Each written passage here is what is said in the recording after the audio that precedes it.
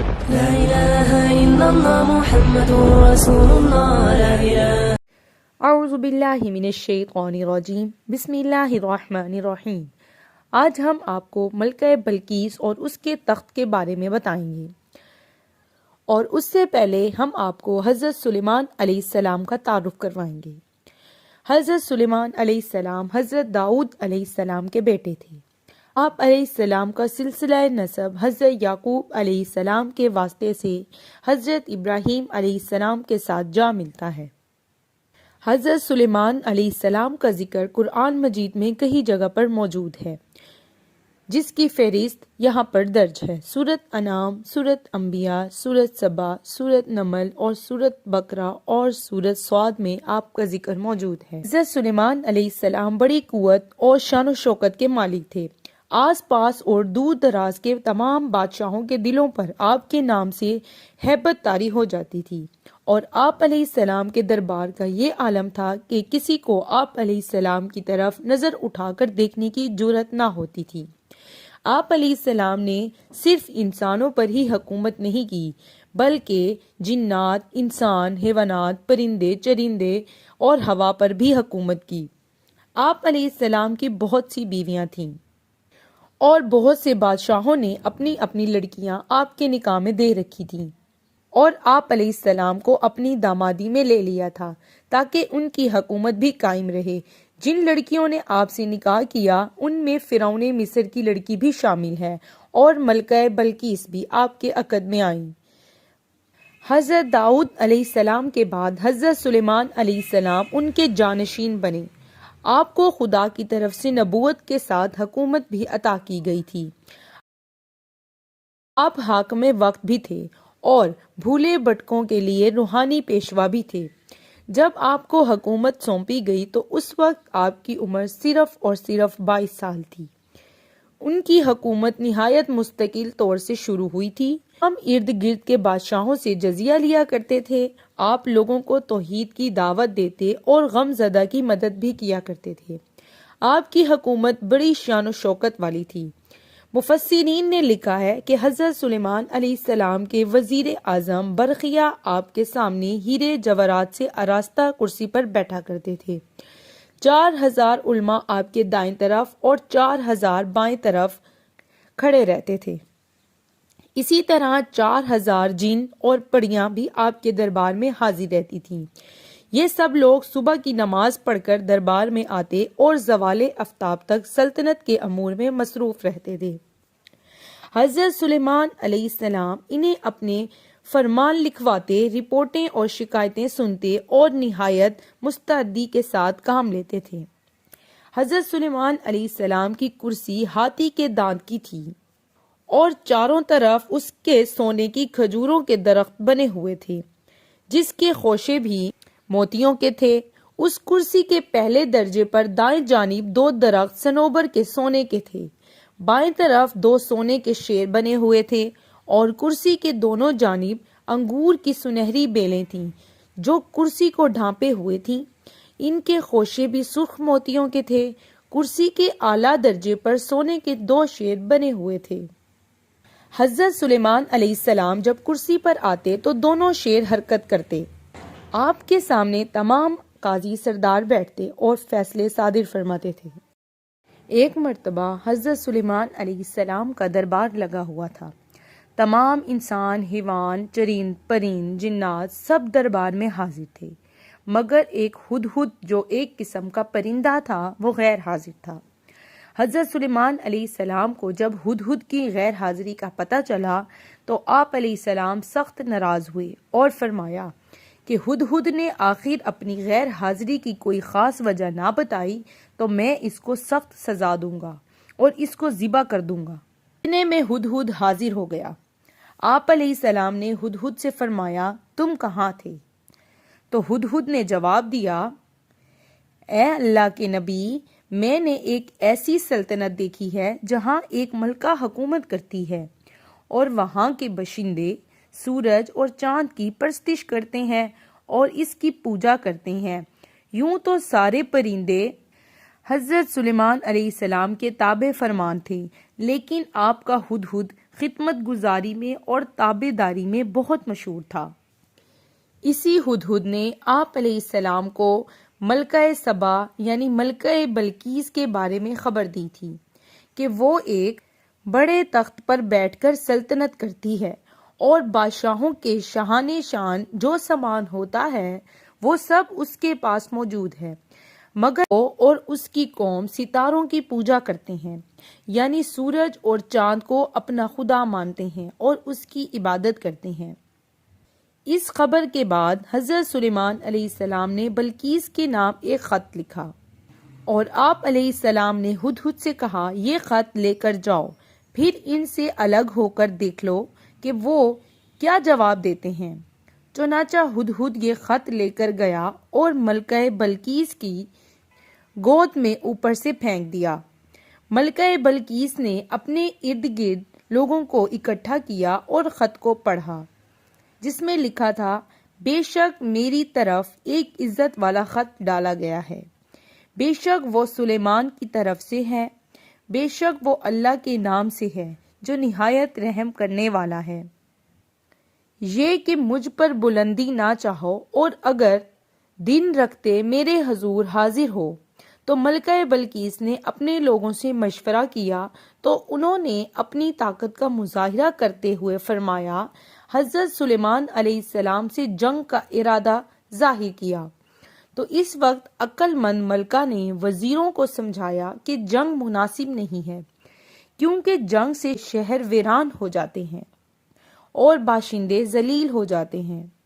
تو میں یہ خیال کرتی ہوں کہ کچھ ہدیہ تحفے سلیمان علیہ السلام کے پاس بھیج دوں تاکہ میں یہ دیکھ سکوں کہ حضرت سلیمان علیہ السلام بادشاہ ہیں یا اللہ کے پیغمبر بھی ہیں۔ اگر وہ صرف بادشاہ ہوں گے تو میرا ہدیہ بھی قبول کر لیں گے، اور اگر وہ نبی ہوں گے تو میرا ہدیہ کبھی قبول نہیں کریں گے، بلکہ ہمیں دین میں داخل ہونے کی دعوت دیں گے۔ چنانچہ ملکہ بلقیس نے 500 غلام، 500 لونڈیاں بہترین لباس زیور سے آراستہ کر کے بھیجے اور ان لوگوں کے ساتھ 500 سونے کی اینٹیں اور جواہرات اور ایک خط بھی بھیجا قاصد کے ساتھ۔ ہدہد سب دیکھ کر روانہ ہو گیا اور حضرت سلیمان علیہ السلام کے دربار میں آ کر اس نے ساری خبر پہنچا دی۔ کچھ دن بعد جب ملکہ بلقیس کا قاصد آیا تو حضرت سلیمان علیہ السلام غضبناک ہو کر قاصد سے فرمانے لگے کیا تم مال سے میری مدد کرتے ہو؟ مجھے اللہ تعالیٰ نے زیادہ بہتر دیا ہے جو تمہیں دیا، بلکہ تمہیں اپنے تحفوں پر خوش ہوتے ہو۔ پلٹ جا، ان پر وہ شکر لائیں گے جس کی انہیں طاقت نہ ہوگی، اور ہم ان کو اس کے شہر سے ذلیل کر کے نکال دیں گے، یوں کہ وہ تو ہوں گے۔ ملکہ بلقیس کا شاہی تخت 80 گز لمبا اور 40 گز چوڑا تھا۔ یہ سونا، چاندی اور طرح طرح کے موتیوں سے آراستہ کیا گیا تھا۔ جب حضرت سلیمان علیہ السلام نے ملکہ بلقیس کے قاصد اور تحائف کو ٹھکرا دیا اور کہا ان سے کہو میرے دربار میں حاضر ہو جائیں، تو اس وقت حضرت سلیمان علیہ السلام کی طرف سے جب انہیں یہ پیغام پہنچا تو ان کے سامنے اطاعت اور فرما برداری کے سوا اور کوئی راستہ بھی نہیں تھا۔ اسی وقت آپ کی بات کو قبول کر لیا، تمام اپنی ملکہ کی میت میں ہاتھ باندھے سر جھکائے سلیمان علیہ السلام کی خدمت میں حاضری کے لیے چل دیے۔ جب حضرت سلیمان علیہ السلام کو یہ اطلاع ملی کہ ملکہ سبا وہاں سے روانہ ہو چکی ہیں، تو اس وقت حضرت سلیمان علیہ السلام کے دل میں یہ خواہش پیدا ہوئی کہ ان کے یہاں پہنچنے سے پہلے ان کا تخت یہاں پر پہنچ جائے۔ تو آپ علیہ السلام نے دربار میں موجود اپنے درباریوں سے کہا کہ کوئی ہے جو یہاں پر ملکہ بلقیس کا تخت لے کر آئے۔ تو وہاں پر موجود ایک شخص نے کہا کہ میں آپ کی عدالت برخاست ہونے سے پہلے تخت یہاں پر لے آؤں گا۔ لیکن آپ علیہ السلام نے کہا میں چاہتا ہوں کہ اس سے بھی پہلے وہ تخت میرے دربار میں آ جائے۔ یہ سن کر آپ کے وزیر برقیہ جو اللہ کے ولی بھی تھے انہوں نے عرض کیا جس کے پاس کتاب کا علم تھا کہ میں اسے حضور پیش حاضر کر دوں گا ایک پل مارنے سے بھی پہلے، تو وہ تخت آپ علیہ السلام کی کرسی کے سامنے اس وقت نمودار ہو گیا۔ تخت کو دیکھ کر حضرت سلیمان علیہ السلام نے کہا یہ میرے رب کے فضل سے ہے کہ مجھے آزمائے کہ میں شکر ادا کرتا ہوں یا ناشکری کرتا ہوں، تو میرا رب ہے، تو بہت بے پرواہ ہے، سب خوبیوں والا ہے۔ حضرت سلیمان علیہ السلام نے جنوں کو حکم دیا کہ وہ اس تخت میں جڑے زیورات میں کچھ تبدیلی کر دیں اور ملکہ بلقیس کے لیے یہ ایک غیر معروف تخت بنا دیا جائے۔ ان کا مقصد یہ تھا کہ اس سے ملکہ بلقیس کی عقل و دانش کا اندازہ لگایا جائے۔